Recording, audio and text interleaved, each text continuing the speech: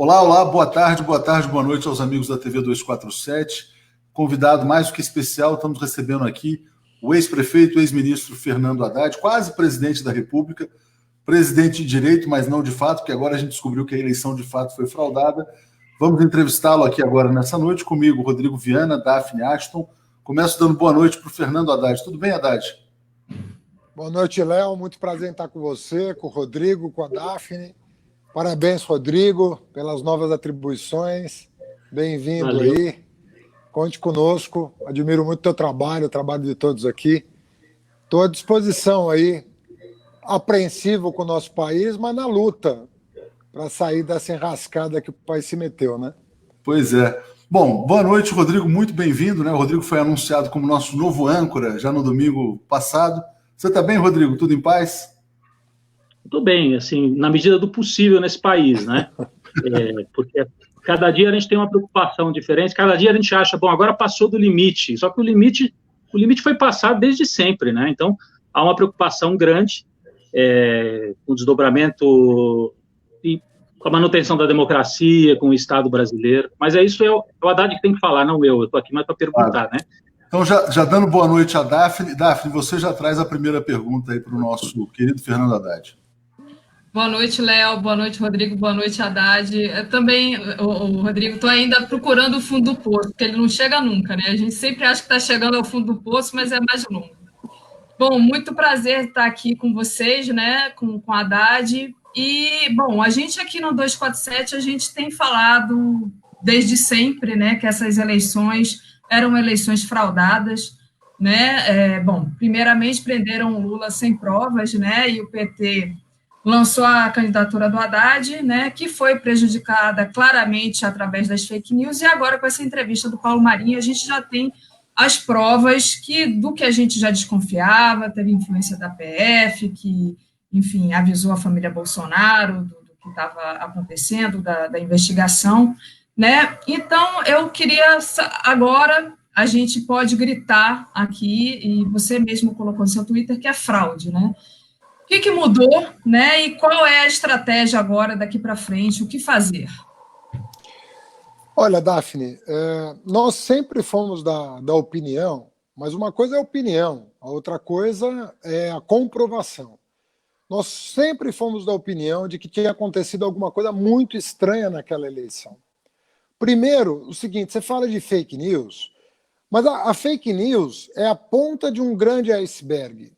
Porque para a fake news chegar na casa do brasileiro, ela teve que passar por um sistema caro. Não é um sistema barato de bilhões de mensagens chegarem aos brasileiros. Quando eu falo de bilhões, eu não estou usando uma figura de linguagem. São bilhões, porque cada brasileiro, cada eleitor desse país recebeu 10, 20, 30 mensagens de WhatsApp durante a campanha. Você multiplica 30 por 100 milhões, você está falando de bilhões de mensagens. Cada mensagem custa 7, 8 centavos de real. Isso significa dizer que para você ter uma operação do tamanho da do Bolsonaro na campanha, você tem que ter contado com alguma coisa entre 200 e 300 milhões de reais. A campanha do Bolsonaro custou entre 200 e 300 milhões de reais. A campanha de fake news. Essas são as estimativas com base nas mensagens que foram disparadas, pagas, porque não é aquela mensagem que você manda para sua tia. São as mensagens mandadas daqueles 400 mil celulares cujos números foram adquiridos com a finalidade de disparar mensagens em massa. Isso é ponto 1. Ponto 2, as pessoas não se lembram mais, porque tudo isso é muito detalhe, Léo. É tudo no detalhe. Quando explodiu o escândalo do Queiroz, o Bolsonaro sequer tinha tomado posse. Mas alguém, eu não vou lembrar onde eu li, alguém fez uma matéria dando conta de que os milicianos do gabinete tinham sido demitidos entre o primeiro e o segundo turno. E a pergunta era, por que eles tinham sido demitidos entre o primeiro e o segundo turno, se não tinha acontecido nada? Ou seja, quando veio à tona o caso Queiroz, e essa reportagem disse que a demissão aconteceu entre o primeiro e o segundo turno, nós do PT dissemos isso. Eu mesmo dei entrevista dizendo, olha, impossível isso ter acontecido sem que houvesse um vazamento. Como é que o COAF está sabendo, a polícia está sabendo, e o Flávio Bolsonaro demite os caras sem saber? Ele estava sabendo. Só que não tinha uma prova. Não tinha uma prova para demonstrar que ele não demitiu porque ele resolveu demitir. Ele demitiu porque ele recebeu a informação de que um escândalo estava prestes a explodir no colo do clã. E a prova veio agora.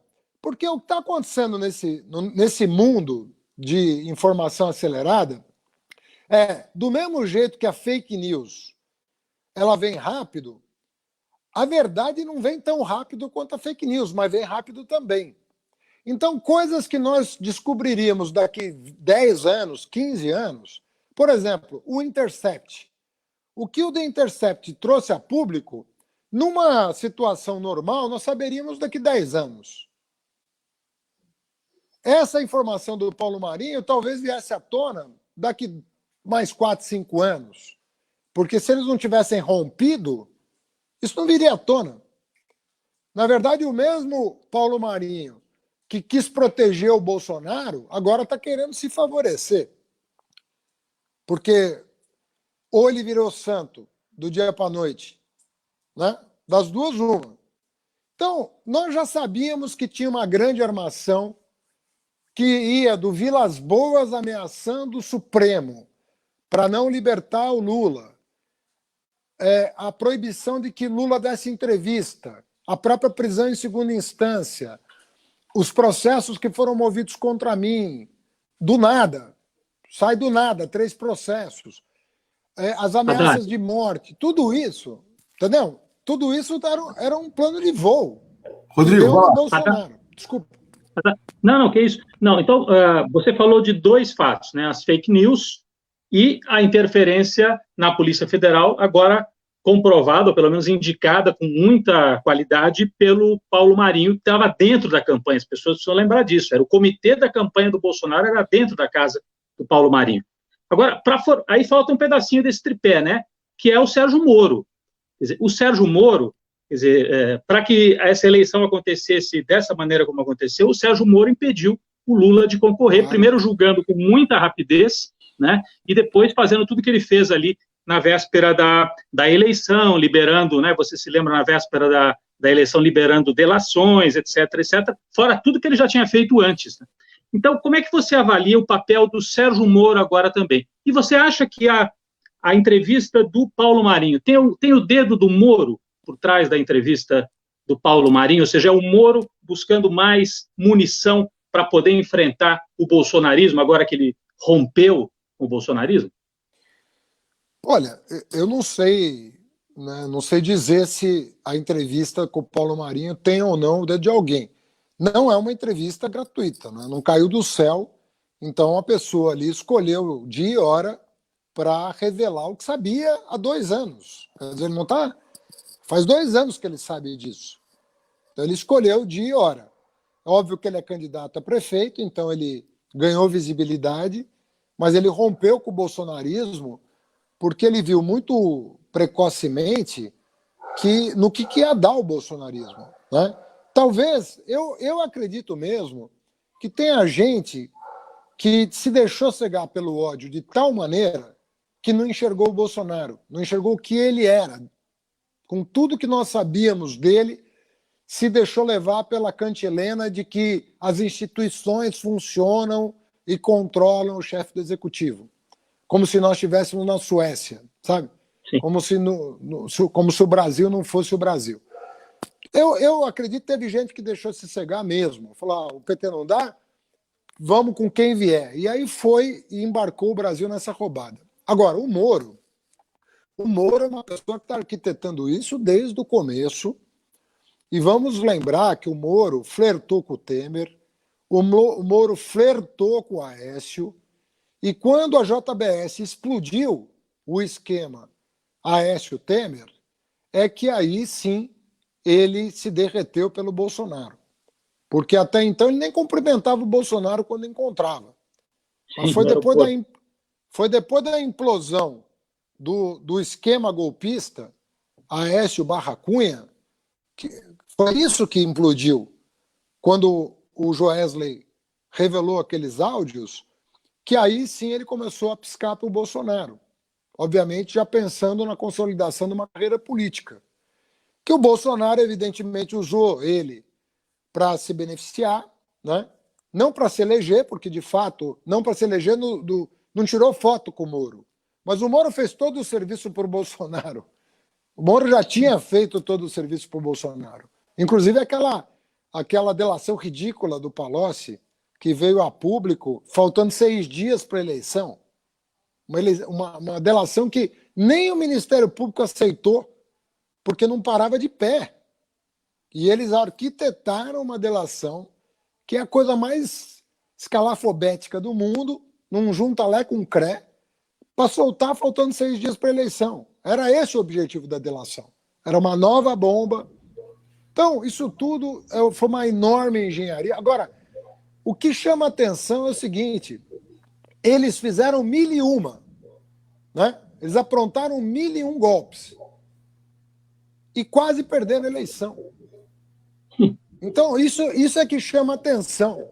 Eu, com 20 dias de campanha, Lula preso, né? Advogado do Lula, fui para o segundo turno, e se não fosse tudo isso, nós teríamos ganhado a eleição.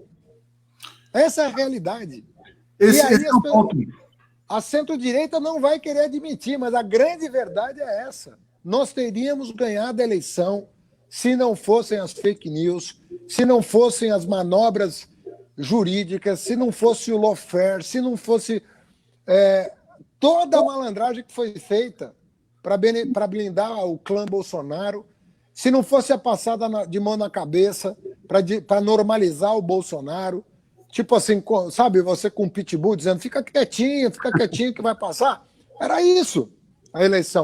Eu dizia para os jornalistas, vocês vão passar a mão na cabeça desse pitbull para o povo achar que é um pet? Como o gatinho e depois quem põe a focinheira nele? Depois de botar a caneta do presidente na mão do Bolsonaro, quem é que vai botar a focinheira nele? Ele tá mansinho aí. Ah, eu sou bonitinho. Eu sou uma gracinha. Eu faço gracinha com gay, eu faço gracinha com negro, mas eu sou bonitinho. Um pitbull racista desgraçado que nunca respeitou ninguém. Sabe? E ficaram passando a mão na cabeça dele. Aliás, o próprio Paulo Marinho, né, Haddad? Falou assim, pô, o cara vem aqui em casa, nunca soube dizer um obrigado, piadas idiotas, racistas, homofóbicas, enfim. Mas você falou uma questão, assim, quer dizer, era óbvio, né, que essa eleição estava maculada pelas fake news, por tudo que se viu. E o Tribunal Superior Eleitoral não fez absolutamente nada. No domingo, você tuitou fraude. Horas depois, a Gleisi Hoffmann foi ao Twitter dizendo, agora vamos exigir que o TSE faça alguma coisa. É possível ter alguma confiança nas chamadas instituições, Haddad? Olha, a gente tem que ter confiança no povo. Né? Assim, nós fazemos política por quem? Né? Para que a gente se doa para a política? Pelo povo. Então é nele que você tem que confiar. Se as instituições vão funcionar ou não, você não pode depender disso para agir politicamente. Então, quando a gente faz um ato, quando a gente faz uma live, quando a gente grita, quando a gente chama atenção, é para as pessoas compreenderem o que está em jogo. A vida delas está em jogo. E agora a vida física, a integridade física delas, a sanidade delas, do corpo delas, está em jogo quando a gente tem um psicopata desse na presidência da República. Então, nós temos que conversar com as pessoas. Nós não podemos perder uma oportunidade de explicar para as pessoas o que aconteceu. Porque, na pior das hipóteses, né, se a gente segura a democracia, né, se a gente sustenta a democracia, o povo é o primeiro a querer aprender com a própria democracia e vai processar essas informações. De maneira que, se as instituições não funcionarem adequadamente, o povo põe ordem pelo voto. Então você tem que garantir o quê? A democracia a todo custo, né? Nós temos que lutar pela democracia a todo custo e nós temos que informar pelos canais disponíveis. Porque se isso acontecer, as coisas voltam para o lugar, porque o povo vai dar rumo para o país. Agora, nós temos que garantir isso, que a democracia funcione no sentido de eleições livres e periódicas e denunciar o que aconteceu em 2018, para que não aconteça em 2022. Daphne, vamos lá, vamos seguindo, que o negócio hoje aqui vai ser quente, o tempo é escasso, diga lá. Haddad, você falou, vocês quase ganharam as eleições, né? E agora a gente vê uma imprensa sendo atacada, né? Miliciano atacando jornalista, né? Jornalista sendo agredido, e a Globo, enfim, também atacando o Bolsonaro, mas tentando ali, ainda falando mal do PT. Outro dia foi a Miriam Leitão que começou a ladainha de novo da corrupção do PT e tudo mais, né?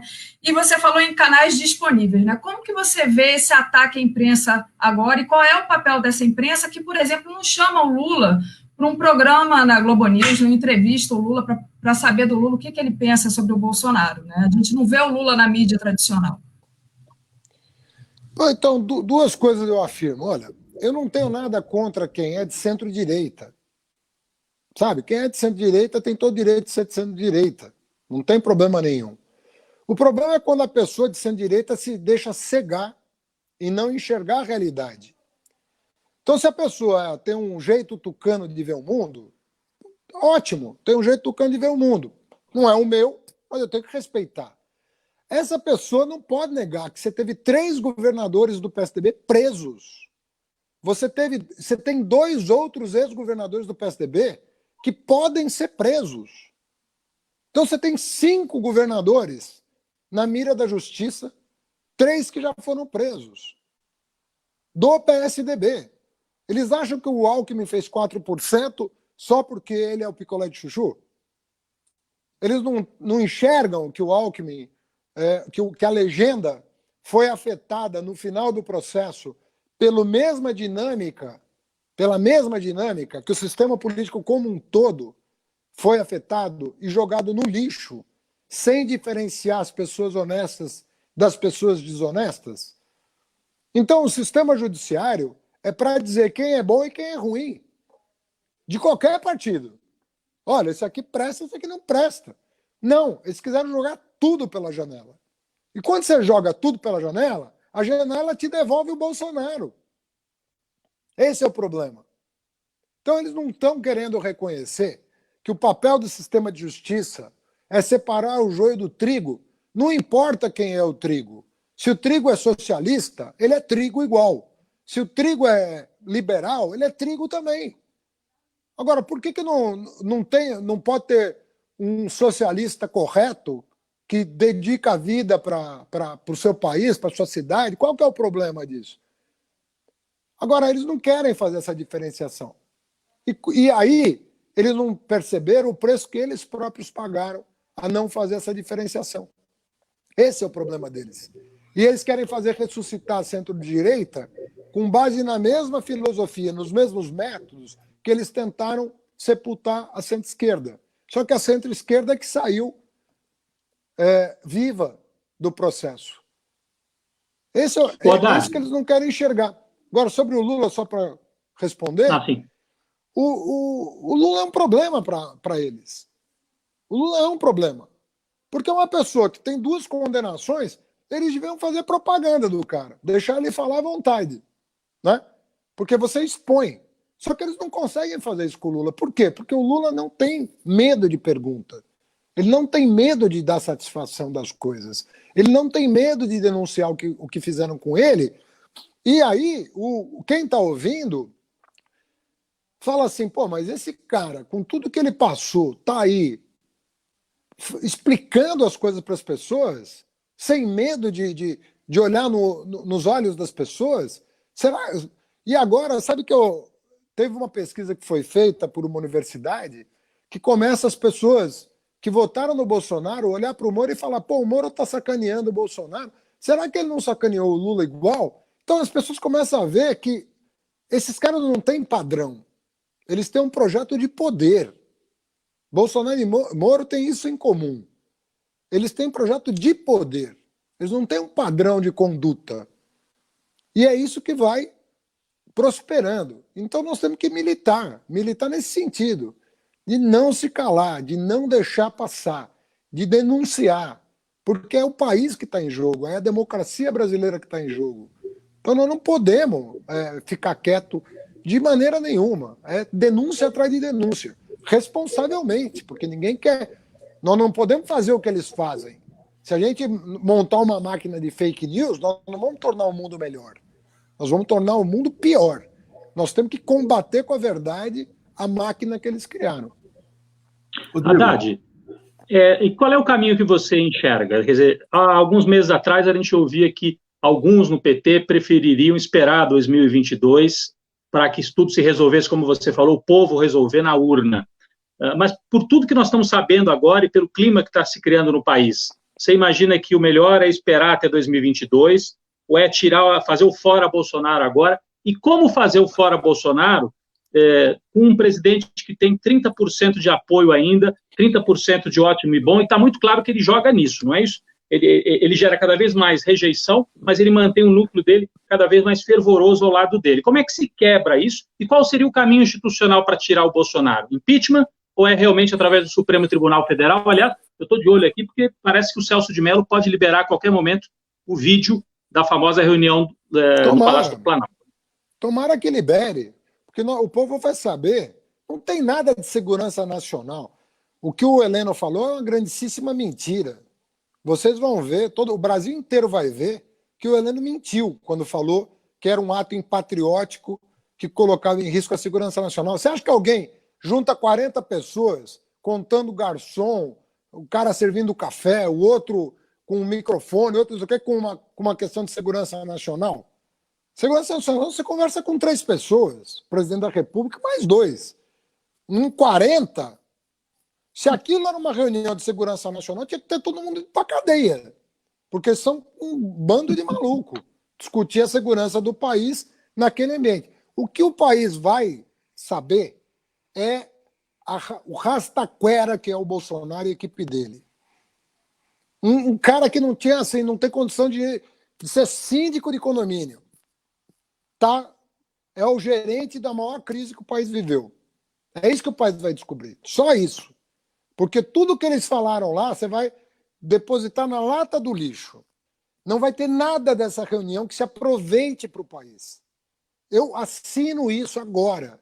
Eu garanto que não vai ter uma frase ali que possa ser uma frase construtiva, uma frase edificante, uma frase colaborativa, cooperativa, com nada nem ninguém.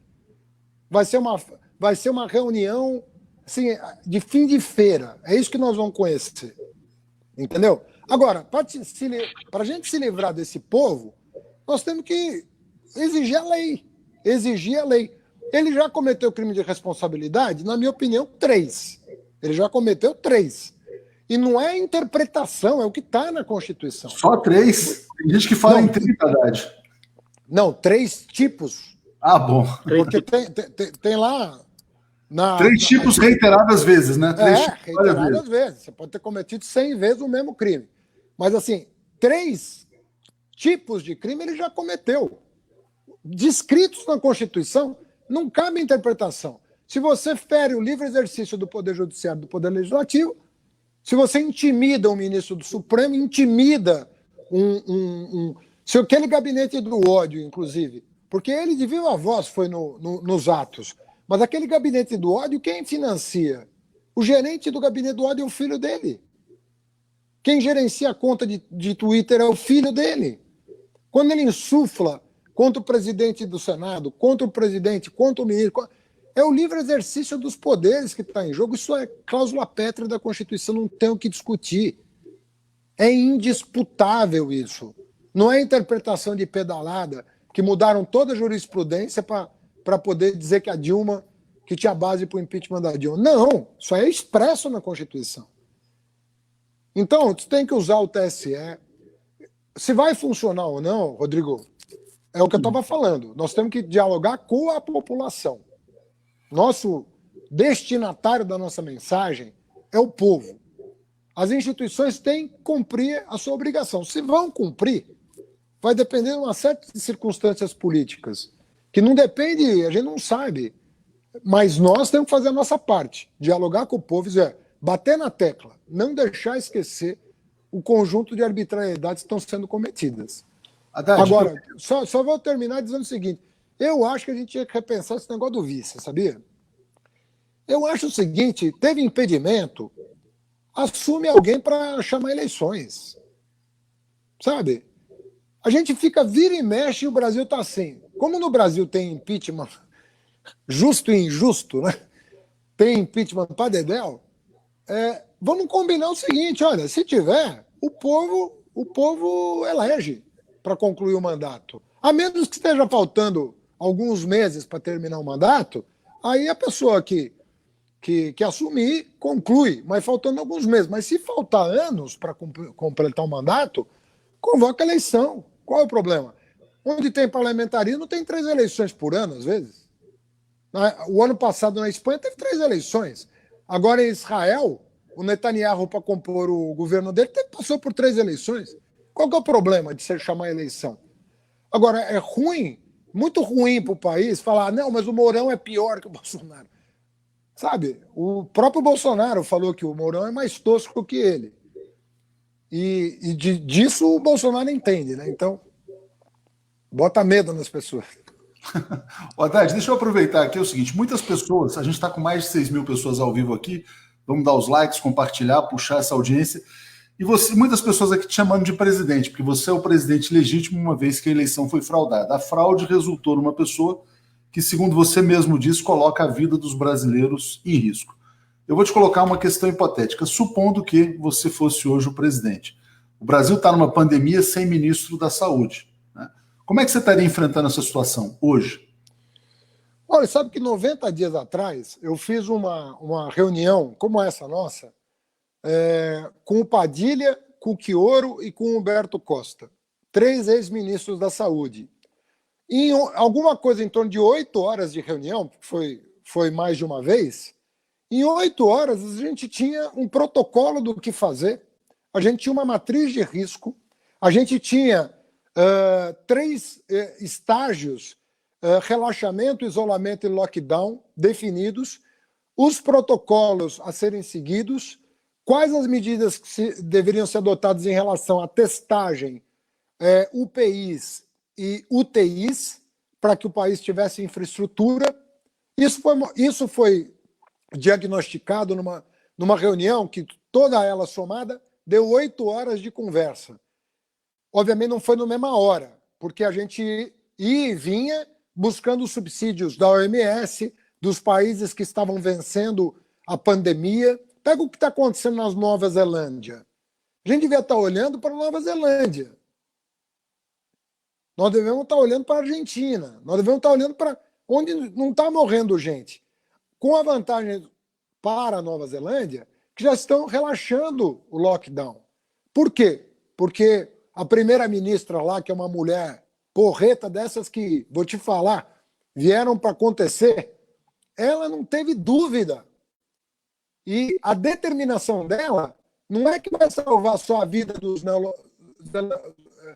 pessoal da Nova Zelândia, neozelandeses, mas vai salvar os empresários da Nova Zelândia.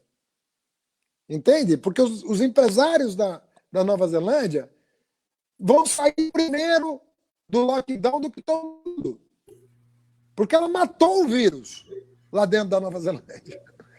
Entendeu? Enquanto nós aqui fizemos a pior coisa do mundo, nós ficamos no meio do caminho.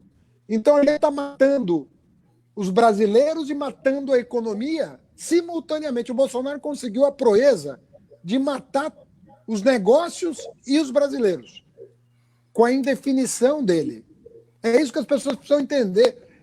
O vacilo do Bolsonaro é tão grande, o sem rumo do Bolsonaro, o sem noção do Bolsonaro, é tão grande que ele está matando a saúde e a economia simultaneamente. Porque ele não sabe o que fazer E a pior coisa do mundo numa hora dessa é não saber o que fazer. Resultado, ele está alongando a crise. Pô, as pessoas não conseguem perceber. Ele está alongando esta crise. Essa crise que poderia levar 30 dias pode levar 120. Que podia levar 60, vai levar 150. A menos que o plano seja destruição. Tem essa hipótese também. Mas, enfim, deixa eu passar para... Eu não acho. Eu acho que ele é burro mesmo, despreparado, sabe? Um cara totalmente despreparado. Nunca leu um relatório na vida dele. Sabe? Não é que não sabe do que se trata. Esse é o problema dele. É um cara que ficou 28 anos sem fazer nada. Com os pés em cima da mesa, rindo e fazendo assim, e o país... Esse é o Bolsonaro. Eu vou passar para a Daphne, mas antes disso, só vou enfatizar, as pessoas estão elogiando muito aqui o seu tom, né? Você está muito incisivo, né? Com as opiniões assim muito firmes. Passando para você, Daphne, agora, por favor. Haddad, você já elencou aí 3 tipos de crime que o Bolsonaro cometeu, né? Mais de 30 pedidos de impeachment. Rodrigo Maia sentado em cima desses pedidos de impeachment. Quem é que segura Bolsonaro no poder? Eu queria que você analisasse isso e a questão dos militares também, né? Olha, Haddad, só fazendo um adendo, você fez o artigo desse fim de semana sobre o Mourão, então aproveita e fala a respeito disso também. Não, o Mourão, ele usou de falta de erudição para ameaçar o país, né? Ele começou a invocar o federalismo americano. Ele nem sabe o que é o federalismo americano, ele deixou claro isso no artigo dele.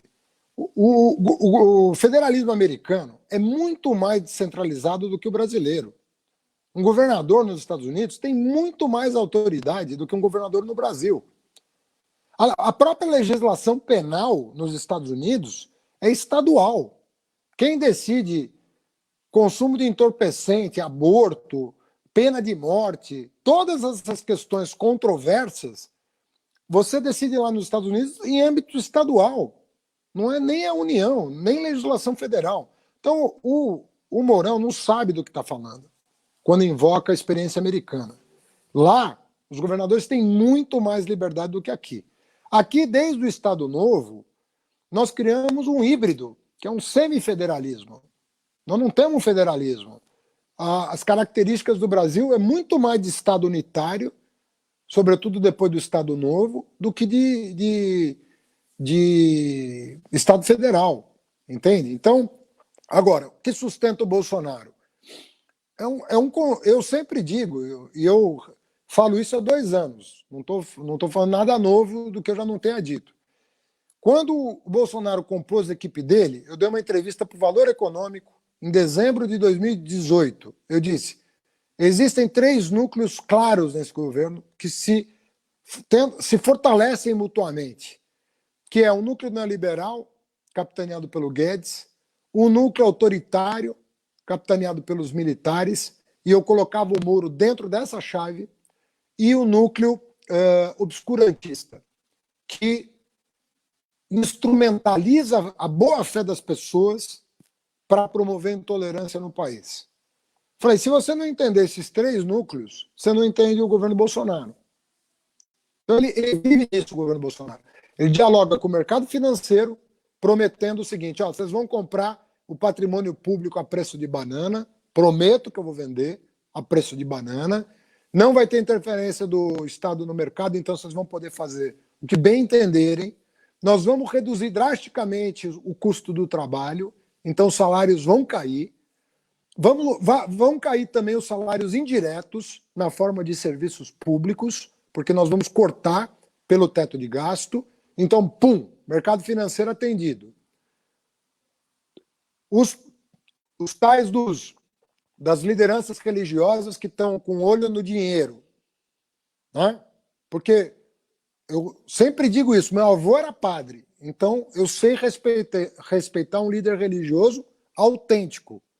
Eu sei o que é ter em casa um líder religioso autêntico, um homem que doa a sua vida para o próximo. Eu tenho o exemplo na minha casa, tá certo? O pai do meu pai. Agora, outra coisa é você usar a fé das pessoas para enriquecer, a fé das pessoas para tomar o poder. Isso não tem nada a ver com Jesus Cristo. Jesus Cristo não tinha nem dinheiro nem poder. Tinha sabedoria. Esses caras têm dinheiro, poder e não têm sabedoria nenhuma. Então, essa turma também é uma ponte de apoio. Por isso que se fala em isenção de impostos, perdão de dívidas para essa galera, verba publicitária, e é por aí que as coisas caminham no governo Bolsonaro. Né? E usando o quê? O discurso da intolerância. Sabe? Mulher, para esses caras, mulher não pode ter os mesmos direitos que homem. Né? Negro não pode ter os mesmos direitos do branco. Né? O homossexual não pode ter o mesmo direito do hétero. Né? Não pode. Então, toda a intolerância, eles voltam contra essas camadas sociais, às vezes desprotegidas. E o terceiro é o apelo ao fim do regime democrático. Existe 20% dos brasileiros que são contra a democracia, Daphne. Se você fizer uma pesquisa hoje, você é a favor da democracia ou da ditadura? Eu garanto para você que tem 20% das pessoas que vão responder, eu sou a favor da ditadura. Vão responder, eu sou a favor da ditadura. Ou seja, você tem 20% das pessoas que são a favor da ditadura e que veem no Bolsonaro um possível instrumento de ruptura do regime. Então, você soma tudo, ele vai ter de 20 a 30, sabe? Que é o que ele tem. Tem pesquisa que dá 27, tem pesquisa que dá 31, tem pesquisa que dá 28, mas ele vai ficar nessa faixa porque o fascismo, ele existe no Brasil. Ele existe no Brasil. Quando a gente vai lá para os anos 30, que o fascismo se espalhou no mundo inteiro, você fala, mas no Brasil não. No Brasil não. Os integralistas tinham 2 milhões de filiados. 2 milhões de filiados. 200 mil militando pelo integralismo. O Plínio Salgado teve 10% dos votos quando concorreu com o Juscelino Kubitschek pela presidência. Ou seja, já tinha um Bolsonaro, obviamente que muito mais culto e instruído, mas tinha um Bolsonaro lá nos anos 50 no Brasil. Não era um iletrado, né? Mas era truculento igual. Rodrigo. Peraí, só estava fechado o microfone. Por favor, Rodrigo.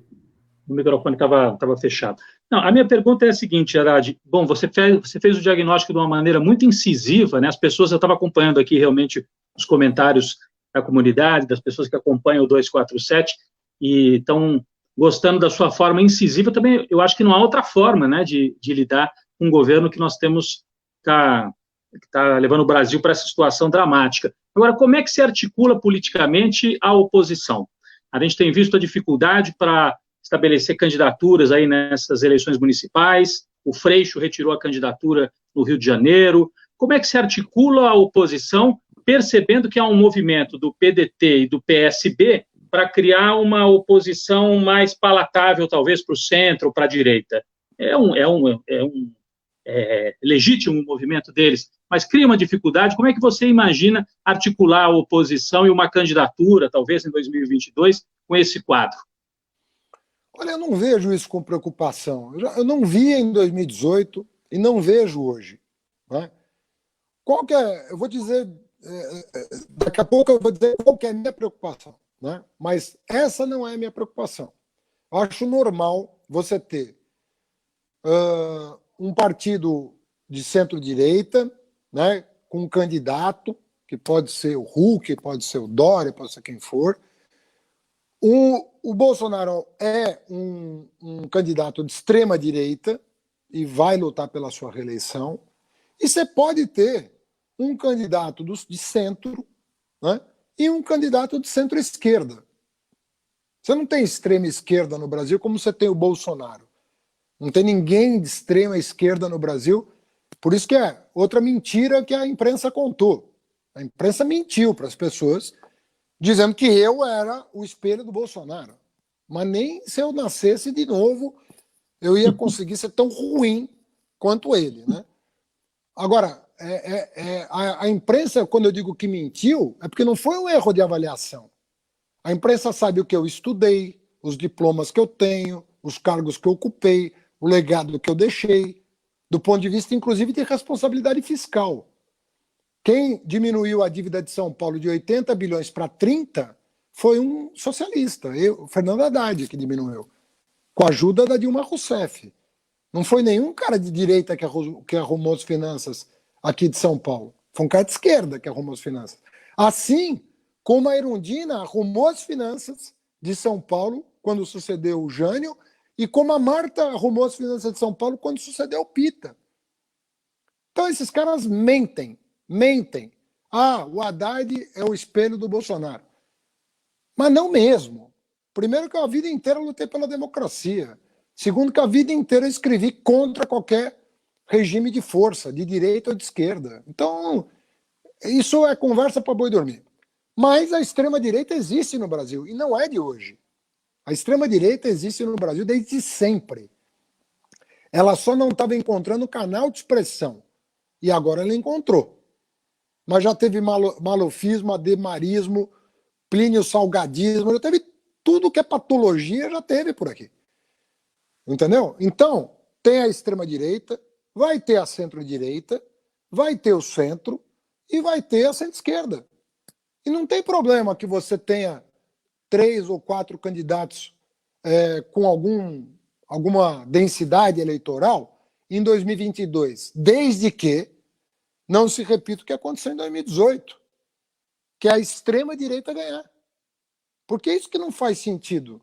Os democratas terem se deixado cegar e achado que o Bolsonaro era um de nós, era um do sistema democrático, depois de tudo que ele fez na vida. Então, nosso problema é não repetir 2018 e não ter mais de um candidato no primeiro turno. No primeiro turno não tem problema. Entendeu? Não tem problema. Agora, eu vou estar no palanque de quem tiver no segundo turno contra o Bolsonaro. Ponto. Acabou. Esse é o compromisso que nós temos que arrancar dos democratas. Não deixar o país repetir essa loucura, essa aventura caótica que é esse governo. Mas talvez 22 seja longe demais, Haddad. Eu queria te falar sobre um outro ponto. Você falou, a imprensa mentiu. Agora, o mercado financeiro também mentiu, né? Eu me lembro assim, a XP dizendo que a Bolsa ia a 150 mil pontos. O cara lá do Manhattan Connection dizendo que se o Haddad vencesse, o dólar iria a R$5. Se o Bolsonaro vencesse, o dólar iria a 2,50, 3, sei lá quanto.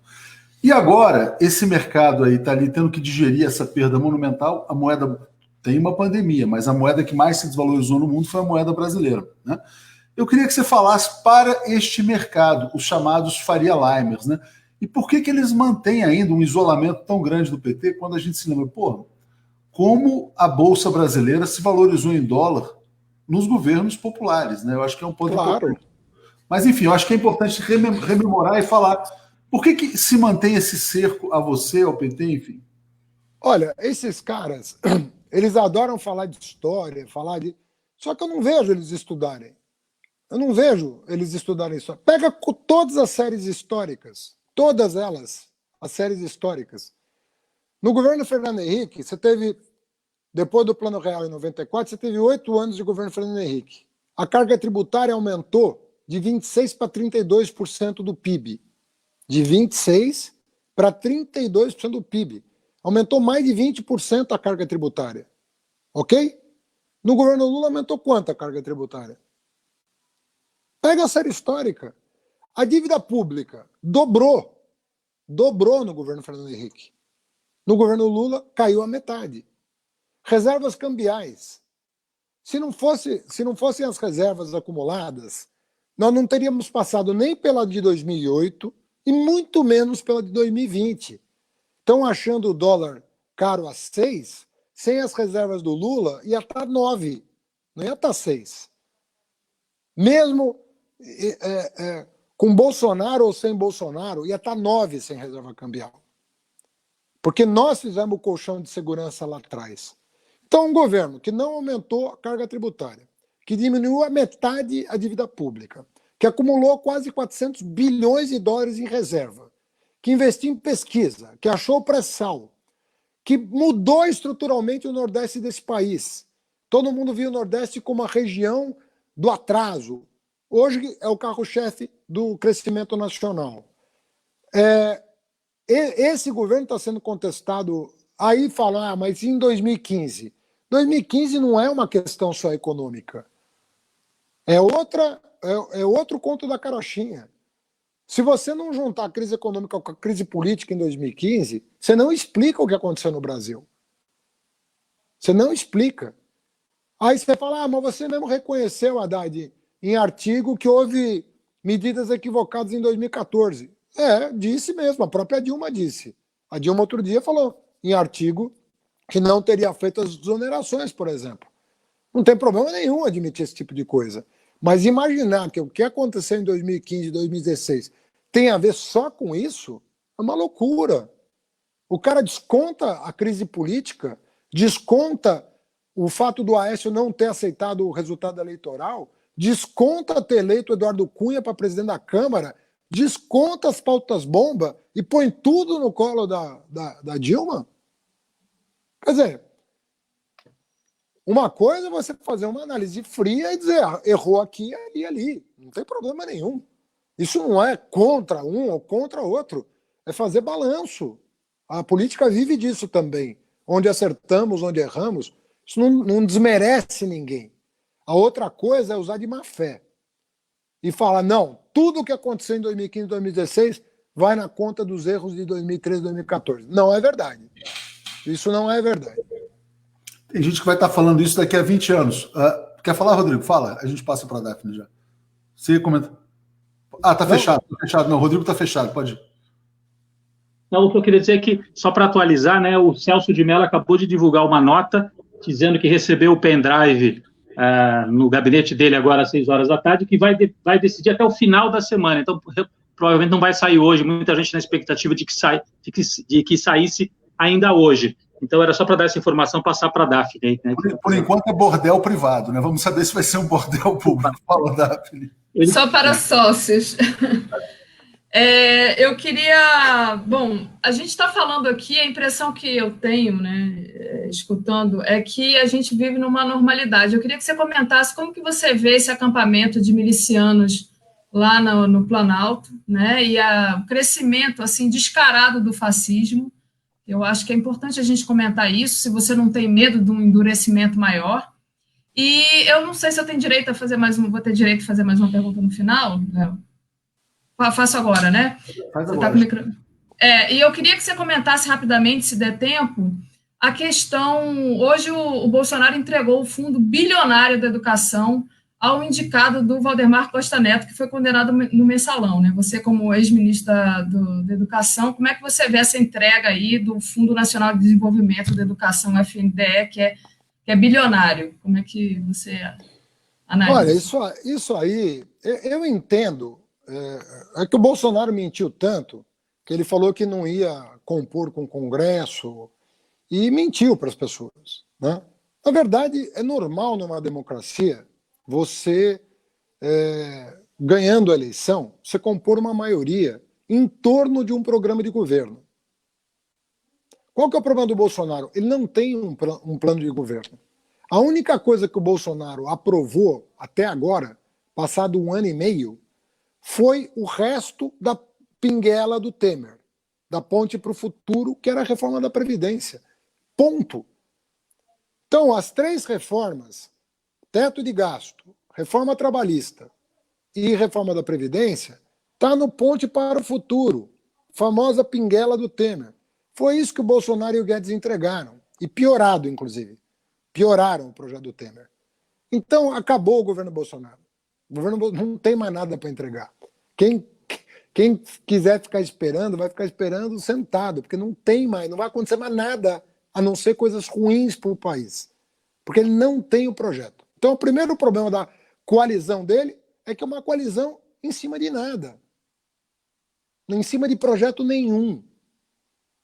Se eu tivesse uma bandeira, vou acabar com a fome, vou acabar com a miséria, vou colocar o filho do trabalhador na universidade, que foram coisas que o Lula fez, ótimo. Ele não tem esse projeto.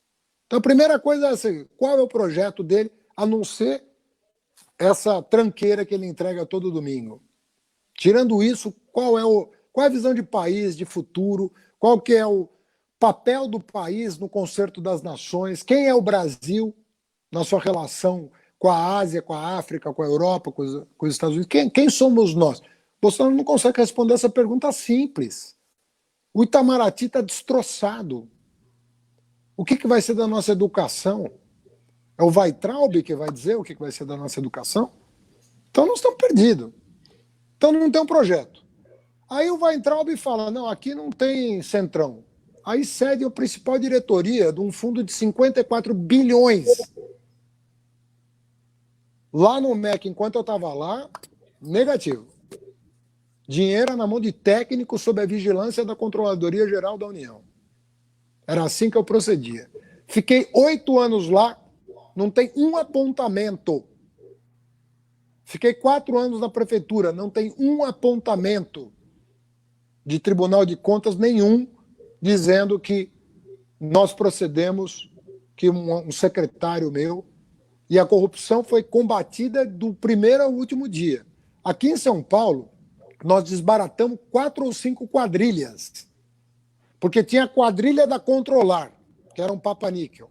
Tinha a máfia do ISS, que era outro papa-níquel, meio bilhão desviados da cidade de São Paulo.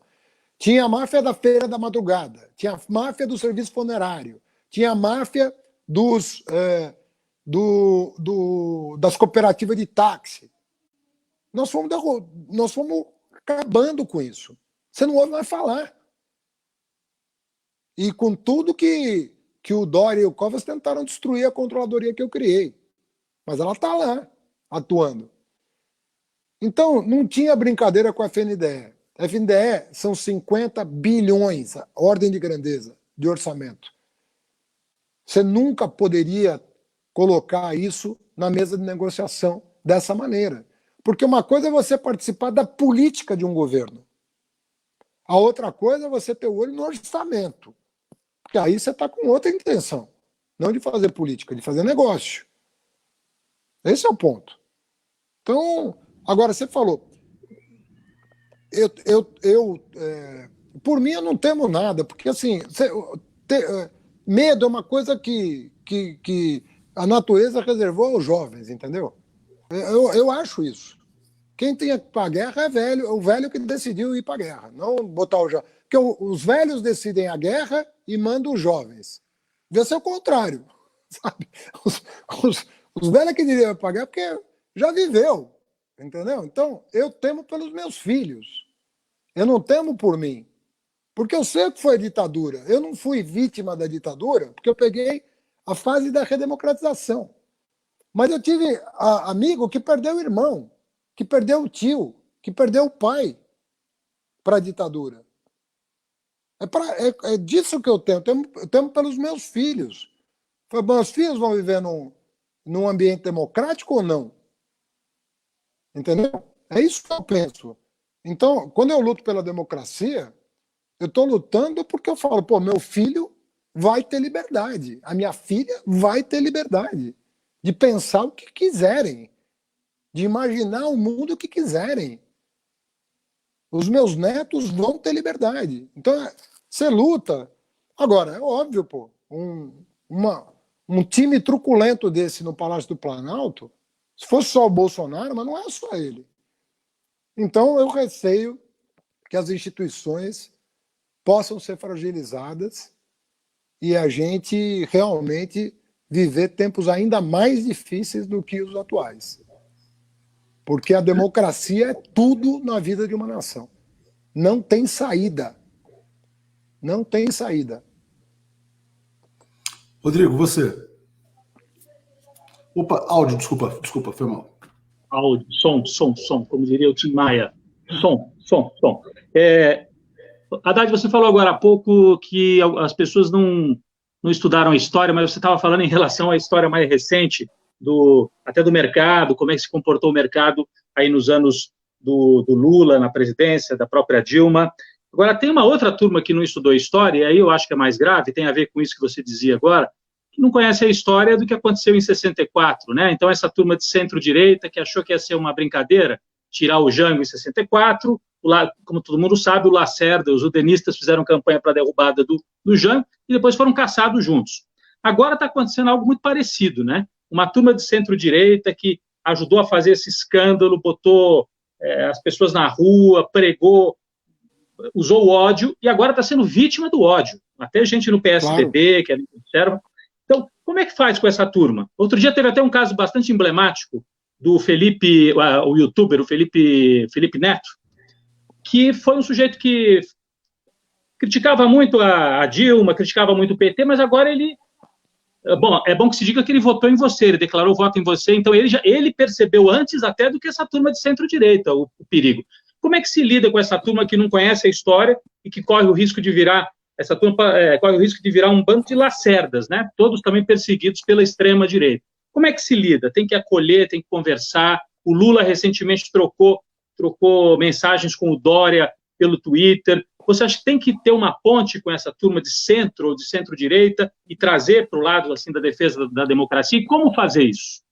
Então, eu estava falando até sobre 2022, que eu não vejo problema nenhum no primeiro turno você ter 3 ou 4 candidaturas competitivas, cada um com a sua plataforma, bem... Não tem problema nenhum. O problema é não sentir o cheiro do risco que um extremista feito o Bolsonaro representou em 18 e representa hoje. Então, essas pessoas... aí não é questão de não saber história, é não aprender com a história, porque eles sabem disso. Eles sabem que em 64,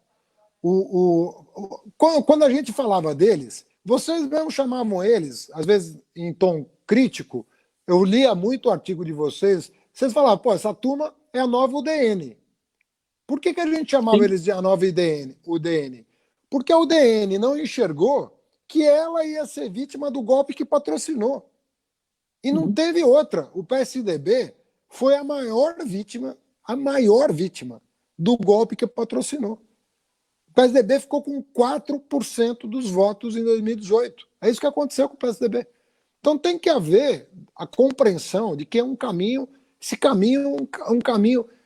alguém perguntou, você torcia... Eu falei, olha, para o país, se o Alckmin fosse para o segundo turno com o PT, era muito melhor. Se fosse, qual é o problema? E se o PT não fosse, vocês vão me desculpar, mas eu ia declarar voto no Alckmin. Qual é o problema? Entre ele e o Bolsonaro, eu vou falar, não, os dois são iguais? Não são iguais. Eles são de direita, a agenda econômica muito parecida, os trabalhadores iam sofrer, mas você ia ter algum espaço um espaço democrático para enfrentar a agenda dele e arrancar compromissos dele, como acontecia no governo Fernando Henrique. Muitas vezes a gente conseguia arrancar compromissos do governo Fernando Henrique. Por quê? Porque ele era neoliberal, mas não era autoritário nesse sentido que o Bolsonaro é, de mandar ameaçar de morte. Isso não existia naquele ambiente. E esse ambiente é que tem que ser restabelecido. Porque o problema não é votar certo ou errado, porque isso é parte da democracia, é tomar risco. Você não sabe como é que vai ser o governo de um ou de outro quando você está no segundo turno. Você, com base no que estão falando, com base no currículo de cada um, no histórico, no poder de convencimento, você vota. Mas você sabe que depois de 4 anos você vai poder corrigir o teu voto. E é essa garantia que nós estamos perdendo. Nós estamos perdendo a garantia. Nós já não tivemos isso em 2018. 2018 já não foram eleições livres, como todas as denúncias estão demonstrando. E sem eleições livres, como é que o povo vai se corrigir, vai se recolocar? Então nós estamos devolvendo a soberania para o povo. Na verdade, é disso que se trata. Quando você luta contra fake news, luta contra a instrumentalização do aparato estatal, você está devolvendo a soberania para o povo. Vocês decidem se eu errei, eu acertei, se eu mereço mais 4 anos ou não, você que vai dizer. É isso. Porque o maior autointeressado no bom governo é o povo, pô. Esse não pode errar. Haddad. O Haddad teve um... rapidinho, Léo. Eu vi que enquanto o Haddad falava, um internauta disse aqui, o Haddad, convida o Felipe Neto para fazer um papo na internet, para conversar com esse público aí, né, que é um pouco mais para... Eu mandei uma mensagem cumprimentando ele. Eu não gosto de... Você sabe que eu não gosto muito... Assim, às vezes você fica querendo fazer de uma personalidade pública, não? uma escada para você aparecer. Sim. E eu não gosto muito disso, sabe? Eu gosto das aproximações mais naturais, mais espontâneas. E porque eu não gosto, assim como eu não gosto de ser usado, não gosto de usar ninguém. Mas eu mandei uma mensagem para ele, e só estou dizendo isso porque ele me respondeu tão gentilmente, não no sentido, gentilmente do ponto de vista da educação que alguém, sabe, que as pessoas se devem umas às outras. Então, ele me parece, independentemente, não sei o que ele vai fazer em 2022, não sei se ele... Mas o que me pareceu, assim, é uma pessoa... Outro dia eu fiz uma live com o Fábio Porchat, né, no Instagram dele. Aí o Fábio, eu falei, mas eu sinto boa vontade nesse cara, eu sinto da parte dele um desejo genuíno, assim, de querer o bem do país. Eu não vejo da parte dele uma... Sabe, eu vou conversar com as pessoas. Então, você perguntava, como é que trabalha isso? Eu acho que a gente tem que trabalhar assim, quem não gosta de gente não devia fazer política. E gente, é de todo jeito. Então, a arte da política é você saber abordar as pessoas, sabe? E a arte de seduzir as pessoas para um projeto, mesmo quando elas se desgarraram. É você ir lá e falar, olha, não deu certo isso aqui, vamos... Ou então você reconhecer também, não tem problema nenhum. Falar, pô, entrei numa barca furada, vou mudar de time. Qual é o problema? Mas você não pode perder essa faculdade que é da política, que é você seduzir para um projeto, seduzir para uma ideia, trazer as pessoas com base em bons argumentos, né, sabe, para uma perspectiva nova de futuro.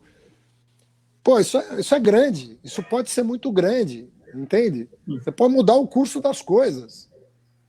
Muito bom, Haddad. Eu sei que você tem um tempo escasso, a gente já está aqui batendo 1 hora, e sei que você tem uma live com o Marcelo Freixo hoje à noite. Queria agradecer aqui a todos os membros que chegaram, reforçar a importância deles, mas só te fazer uma última questão sobre a questão municipal. Você foi muito pressionado a ser candidato a prefeito de São Paulo, talvez até pelo próprio 247, né? E, enfim, houve uma prévia esse fim de semana, o candidato é o Gilmar Tato, que foi seu secretário de transportes. A outra notícia municipal importante é a desistência do Freixo no Rio. Como é que você está vendo essa dificuldade? Não sei se é uma dificuldade. Primeiro, que eu queria que você falasse das chances do Gilmar Tato e qual que é a sua avaliação sobre esse recuo do Marcelo Freixo, que tinha um apoio e ainda tem do Partido dos Trabalhadores. Olha, eu já gravei, inclusive, com o Freixo. Vai às 8 horas para o meu painel, né, no meu canal do YouTube e no meu Facebook. E o Freixo explica o que aconteceu no Rio de Janeiro.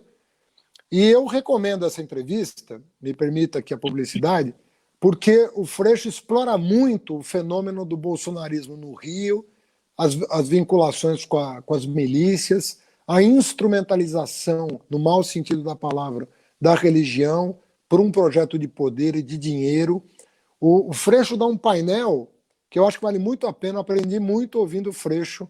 Hoje pela tarde, gravamos, e ele vai, às 8 horas, vai para o meu Facebook e para o meu YouTube. Então eu recomendo, porque o Freixo dá um painel muito sereno e grave, né, da situação. Ele que teve o irmão morto pela milícia, a vida ameaçada, uma das melhores amigas morta, né, pelas milícias, que é a Marielle. Então, ele é um cara que entende desse assunto. Então, recomendo a entrevista dele. Então, do Rio, o Freixo fala hoje às 8.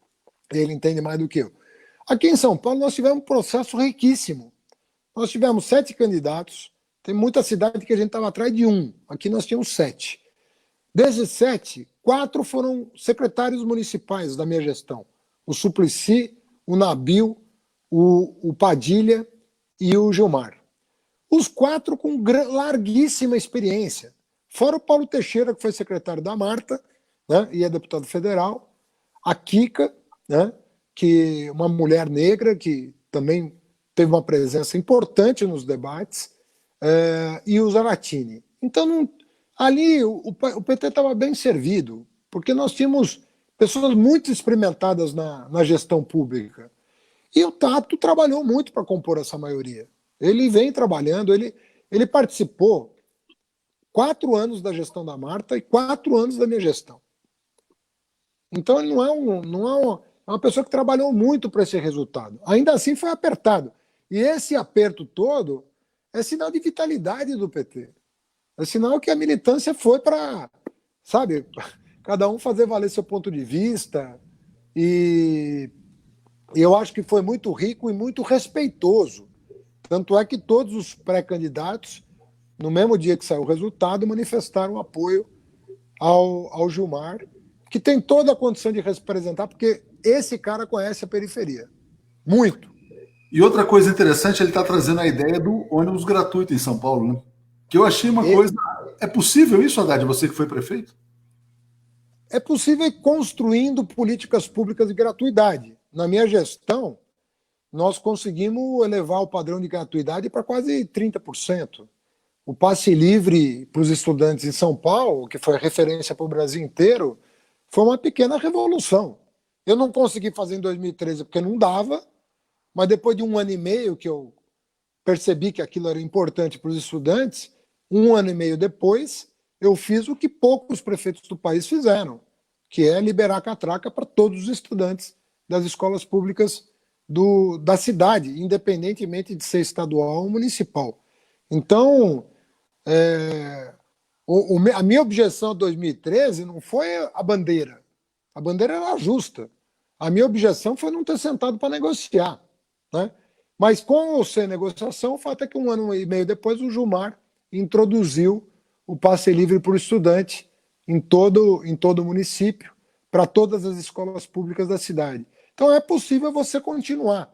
Na minha campanha mesmo, eu sugeri o passe livre para o desempregado, porque eu achava que o desempregado não devia pagar passagem, porque o empregado ainda tem o patrão para pagar o vale-transporte, mas e o desempregado? Vai procurar um emprego pagando como a passagem? E os deslocamentos em São Paulo são muito longos, né? Então, na minha plataforma de 2016, eu propunha expandir o passe livre para uma outra categoria importante, que era a categoria dos desempregados da cidade. Isso talvez entre eu não sei ainda, ele vai começar a fazer o programa de governo dele, mas certamente ele vai se inspirar em ideias que ele mesmo ajudou a construir para a campanha de 2016. Gente, como o Haddad já gravou a entrevista com o Freixo, ele pode ficar 2 horas aqui, tá? Brincadeira. Eu vou passar só para o Daphne e para o Rodrigo para eles fazerem um comentário final e aí você fecha. Fala, Daphne. Opa, microfone desligado. Não, eu queria agradecer a presença do Haddad aqui, né? Foi muito bom o debate e, enfim, agradecer também o Rodrigo, que está se juntando à nossa equipe agora. E é isso, ao público, acho que foi muito bom a nossa conversa, esclareceu várias coisas que a gente precisava saber. Enfim, muito obrigada e boa noite. Obrigado, Daphne. Rodrigo. Eu queria agradecer também, a gente teria várias outras coisas para perguntar para o Haddad, mas tenho certeza que ao longo das próximas semanas, hein, Haddad, nós vamos procurar você claro. nesse novo programa que nós vamos ter aí todas as noites aqui na TV 247, vamos procurar, até porque você é a referência. Em qualquer lugar do mundo, não é? O líder da oposição tem que ser ouvido. Só aqui no Brasil que a imprensa, as pessoas só faltaram soltar foguete quando a Globo colocou o Lula e a Dilma no 1º de maio. Nossa! Gente, é o normal. A BBC ouve o primeiro-ministro e ouve o chefe da oposição. Você é o líder da oposição, você e o Lula, né, são os líderes da oposição. Então, é algo perfeitamente normal e a gente tem que te ouvir sobre os assuntos importantes no Brasil, até porque a imprensa convencional ouve muito pouco, né, Haddad? Então, é importante que a gente tenha esse diálogo aqui para que, pelo menos aqui nesse canal da internet, a gente possa conversar e ter essa opinião divergente em relação ao que acontece no governo Bolsonaro. Então, te agradecer e dizer que a gente vai estar te procurando para conversar muitas outras vezes. Muito obrigado. Antes de passar, Haddad, só ler um último comentário que veio aqui do Mauro, vários, pena que eu não consegui ler todos os tais superchats, peço desculpas. Mas ele fala aqui, ó, os eleitores sem instrução, manipulados por fake news e igrejas exploradoras da fé são os únicos que podemos desculpar. Os demais eleitores de Bolsonaro têm culpa no genocídio e na depressão econômica, né? O Chico Sá estava falando disso outro dia também. Haddad, só para você fazer uma despedida aí do pessoal e, enfim. Não, eu agradeço, acho que foi um papo riquíssimo. Estou à disposição, Rodrigo. Quando você for aí fazer a tua grade de programação, conta comigo, para quando você quiser.